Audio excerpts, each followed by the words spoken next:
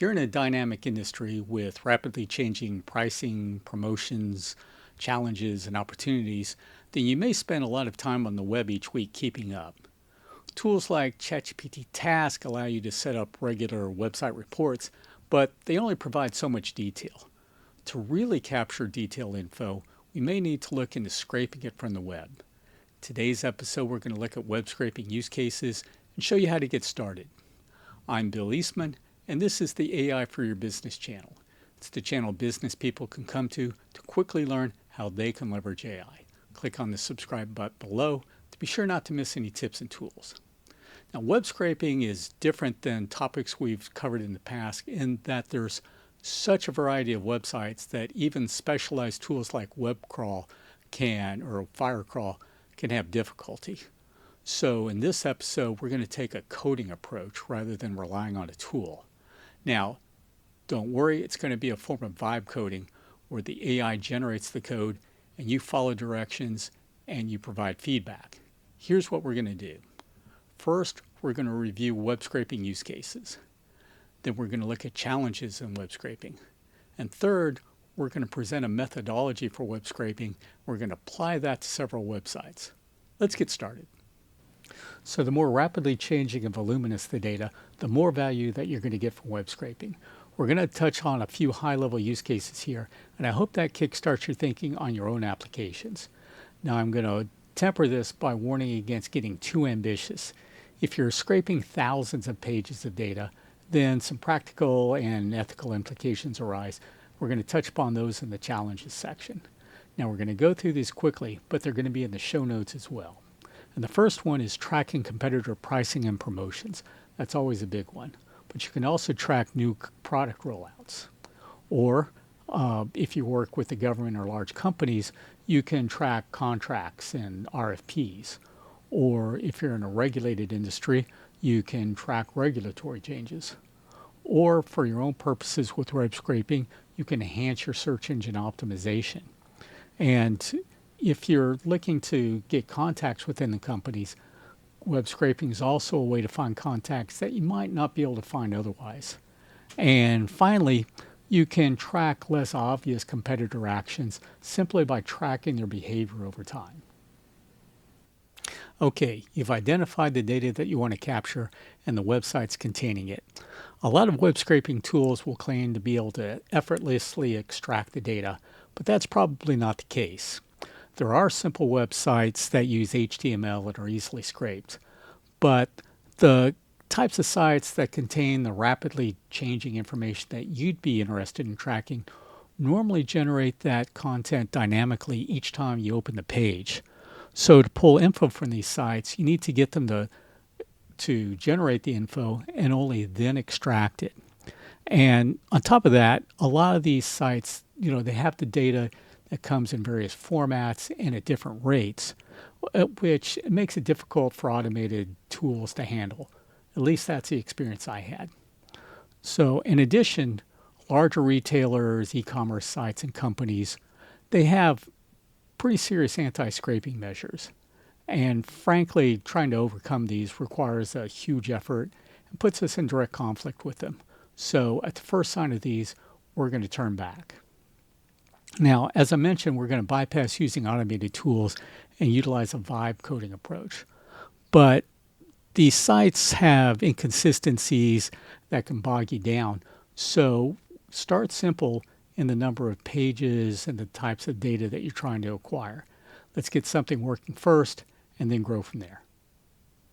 Now that we've looked at the possibilities and challenges for web scraping, let's get down to it. The following methodology should allow you to scrape a wide variety of websites. First, set up a local folder for the scripts and output and install the required Python libraries. Second, examine the website and identify the URLs with the desired data. Third, identify the desired data fields that you want to scrape. Fourth, determine the feasibility of scraping the URL. Fifth, if scraping is feasible, then analyze the URL for the patterns used to display the data. And then finally, when the site's patterns are uncovered, go ahead and run that scraping script to get your data. Now, I'm not going to lie, If the site has any complexity, you're probably going to run into some bumps that's going to take some patience to work through. Be prepared to have a conversation with the AI. The good news is, once you've gone through that, you're set. So I'm going to go through this in a little more detail now, and I'll share this document in the show notes. So first, you're setting up your local folder and installing the required Python libraries. So you've created your folder, and then in the terminal or command prompt, you're going to enter the following: pip install requests, pandas, Beautiful Soup 4, Selenium, WebDriver Manager, and LXML. And of course, if you haven't already downloaded Python, you're going to have to do that as well. Now, the next step is identifying the URLs with the desired data. Now, in the website with the desired data, go to the specific page containing the data. Now, of course, a lot of websites are going to have that data spread across multiple pages, but you start by copying the URL of the very first data page.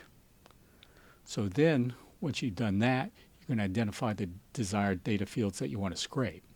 So first, examine the page with the info. You pick out the data elements that you'd like to scrape. Now, that can be a little tricky, so you may want to ask for the input of the AI. So you share the screenshot with the AI, and you mention the fields that you'd like to work with and get its feedback. Now, the AI can be a little ambitious at times, so you may want to pull back on its suggestions a little bit. And if there are multiple pages of data to check, go through them, make sure they're consistent, and then share all this with the AI to make sure you're on the same page.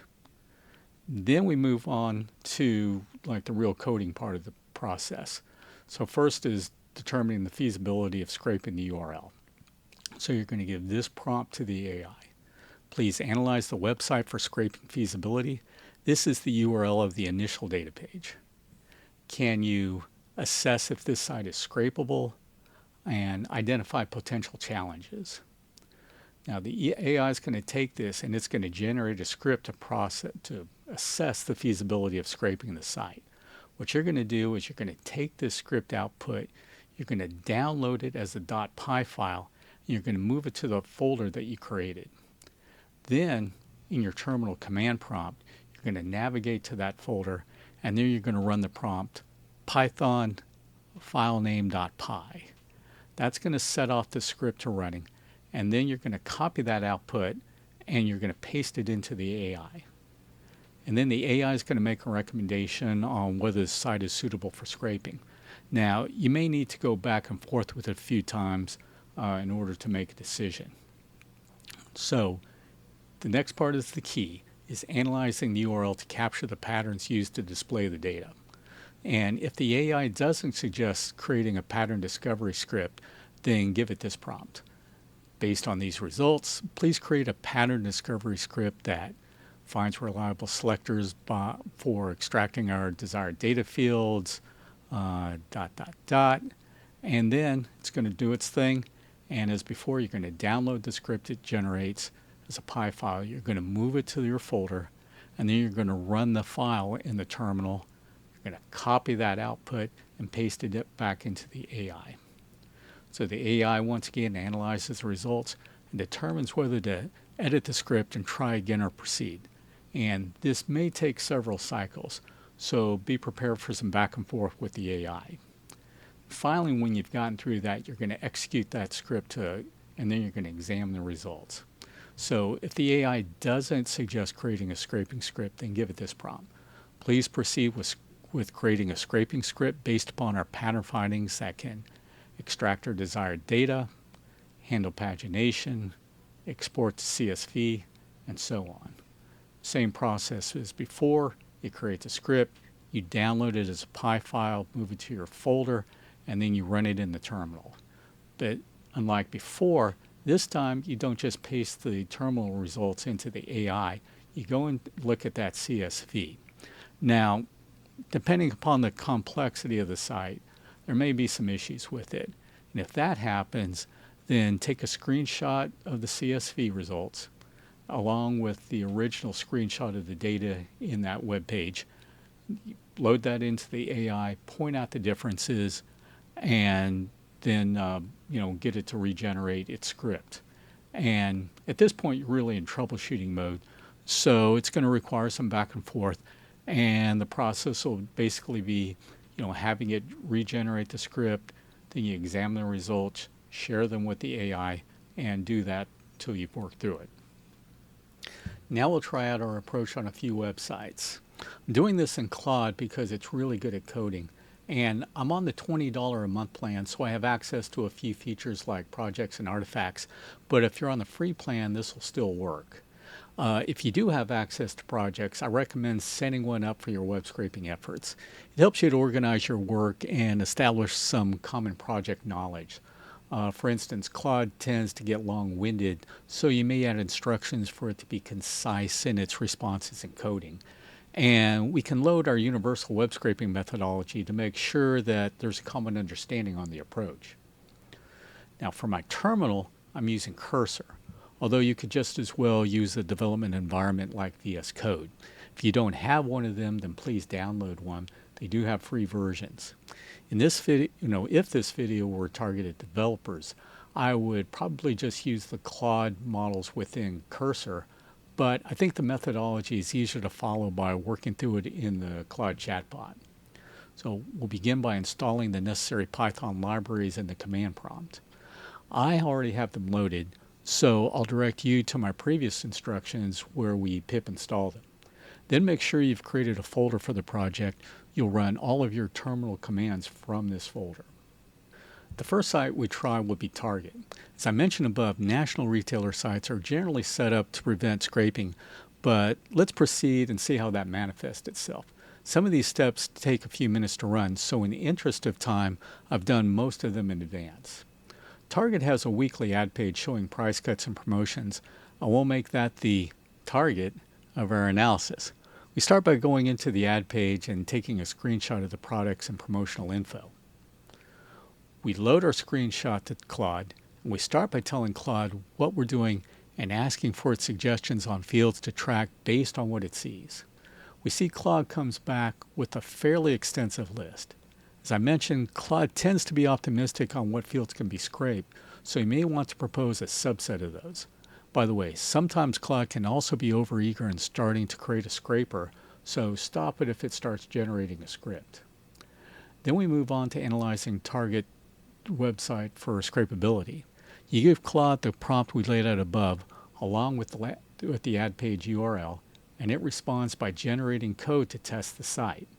I'm going to go into canvas mode in Claude by clicking on the save script, because that's what you actually see when Claude is generating the code.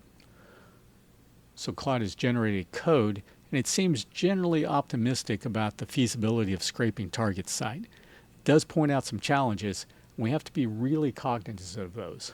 It tells you the next step, which follows the pattern we laid out above.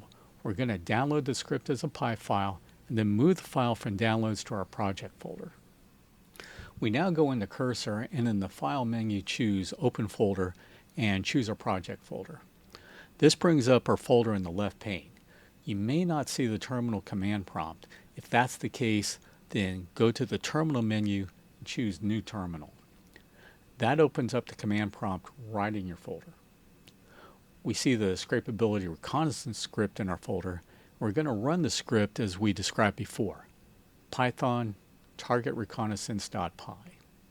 It's going to run the script now, and when it's done, we copy all of the output to paste into the Claude prompt. So we've pasted the output into the Claude prompt and clicked Run. And as we read through Claude's response, we see it's still optimistic about our prospects. It suggests our next step of pattern discovery, and it generates the pattern discovery script. The script will detect how our desired data is rendered in order to set up our approach to scraping it. Just as before, we're going to download this script and save it to our folder. Then we're going to run the script in the Cursor terminal and copy the output just like we did before. So now we've pasted the results in the Claude, and it's not as optimistic as it was before. It creates a new script to investigate further, and we download and run it in Cursor just like we did before.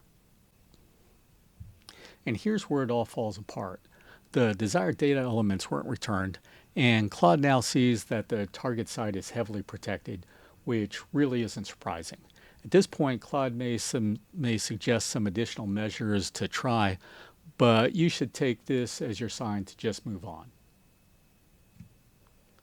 So Target gave us an example of a site not to be messed with. Now let's try a retailer that's a little more approachable, the wonderful Lucy's Market in Atlanta. We'll use the same methodology as before, so I won't go into much detail on the methodology steps that we already covered with Target. Lucy's Market has its own sales page, and the orderly structure of the products in the page suggests that it'll be easy to scrape. We'll begin by taking a snapshot of it. We load the screenshot to Claude and can ask for suggestions on fields to capture. We already went through that with Target, so in this case we'll just tell Claude the fields that we want and ask if it has any feedback. Since it doesn't, we ask it to proceed in assessing the feasibility of scraping the site. Claude generates reconnaissance code and tells you what it's going to do in the code and then what the code is going to reveal. We download the code to our folder and run it in Cursor. Then we paste the output from the terminal into Claude. There's a lot of red X's in the output, but Claude's quite pleased with the results, saying the site is scrapable. It shares key findings, the recommended approach, and possible challenges. It's ready for pattern discovery, therefore we proceed. As before, Claude creates the pattern discovery script, tells us what it's doing in the script, and what the code's going to reveal. We download the script, run it, and copy the output as before. Claude is quite pleased with the results, which means that we're now past where we got with Target. However, previously I neglected to share with Claude that there are multiple sales pages. That's what's known as pagination. So I tell Claude that and give it a screenshot of the page buttons. Claude notes the change and asks a few follow-up questions. We answer the questions, and Claude moves on to create the code to scrape the data fields that we want. It gives a rundown on what the script's going to do, including one key point. The main output of interest for this script is its CSV file with the scraped data. So when we run the script, we'll be on the lookout for that. We download this and run the script as before, but this time go straight to the CSV file saved to our folder. Unfortunately, it only ran the first page of the sales data.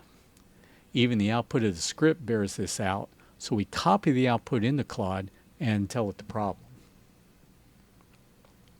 Claude acknowledges the issue, says it's going to do better, and generates an updated script.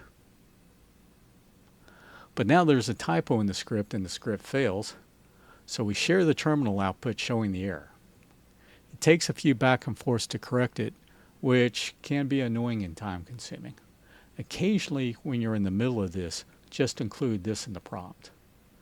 Please rewrite the entire script. Stay focused and work hard to address all the issues we've discussed. However, at the end of this, you have a data set with all the price promotions for that week. You can generate a CSV with this pricing data at any time just by running that last scraping script. You can use a tool like Windows Task Scheduler to do this on a schedule.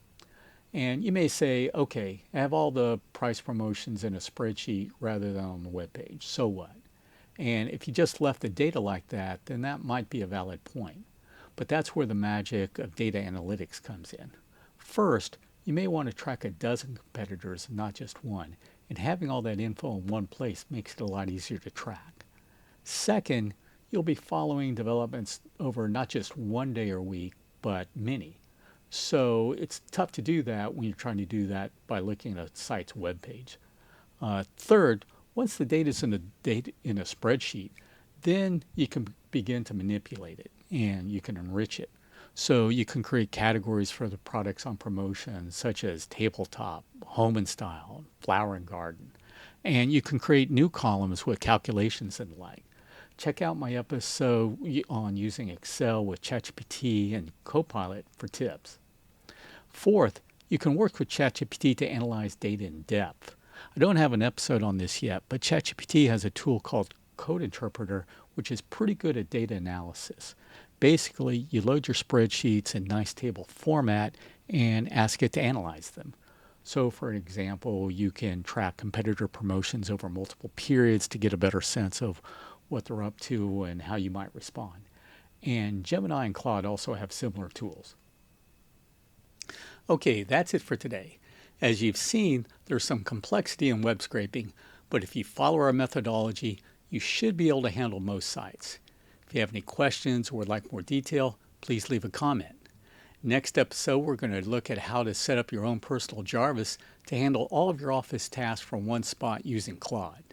So, please subscribe to not miss these and other ways to optimize your use of AI. And if you've gotten some value today, please leave a like. Till next time, good luck with your business.